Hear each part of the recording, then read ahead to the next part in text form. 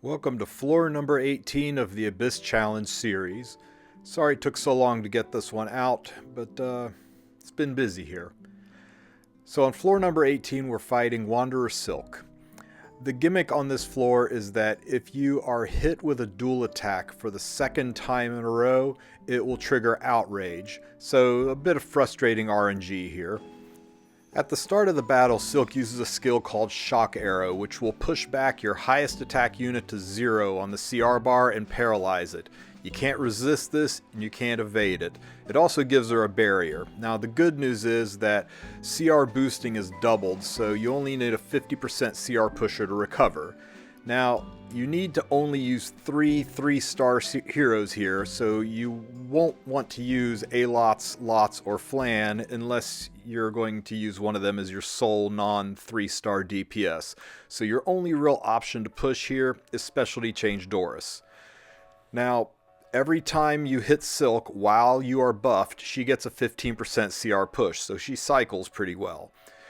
Her skill Basic Shot will transfer any debuffs on her back to you. It also penetrates defense by 35% and deals additional damage to slower targets, so you don't want to use slow units in this. And the big one to watch out for is Focus Fire. It strips buffs off of you, it silences, it applies stigma, but most important is that when Silk has a buff, it triggers a dual attack, and if that happens twice, you fail the trial condition.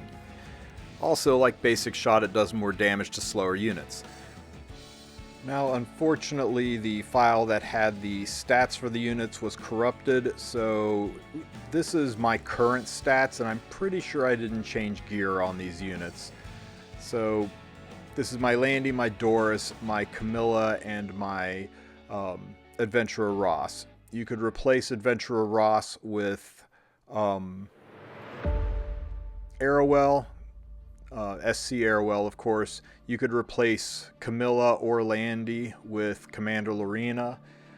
Doris, I don't think she's really replaceable. You could use Lots or A.Lots in Doris's place, but then you'd have to get rid of Landy and use Commander Lorena as your sole source of damage. Now, while the fight is running in the background here, I wanted to discuss this Focus Shot skill a little bit more. The skill where Wanderer Silk will dual attack if she has a buff on. Now this skill is somewhat deceptive. The boss gains outrage after she dual attacks twice, and she dual attacks while she has a buff. Well, her ult gives her barrier, and every 2 times you use non-attack skills, she gains stealth. And every time she ults, she's ulting into her dual attack skill next. So you have to be rid of her barrier. I mean, Aros's S1 can work, but that strip is heavily RNG dependent. Arrowell or Chaos Inquisitor, I guess, could work, but they can still get 15%ed. You could try something like Tempest Surin to use her S3 just before she ults and put buff block on her and hold your breath that you don't get 15%ed there as well. She also cleanses when you debuff with non-attack skills, or when you strip or apply buff block with non-attack skills, so if you do that, she can trigger stealth. So it seems like a lot, right? I mean, yeah, it's a lot. So that's why I feel the best way to go is with 2 damage dealers or a damage dealer and a dual attacker. In my case, I used Camilla and Landy, but you could easily use Commander Lorena. Pick your own poison with damage dealers, and then just burst her down before she gets that skill off a second time. Additionally, you could also go heavily in on the adds. If you kill all of the adds, then she can't trigger dual attacks anymore, but I would only do that if you can't muster the damage to just burst her down. Oh, and the third hidden gimmick that's not mentioned anywhere in the skills, don't use stealth skill or stealth artifacts like Guiding Light or Semi-Temporal Fan.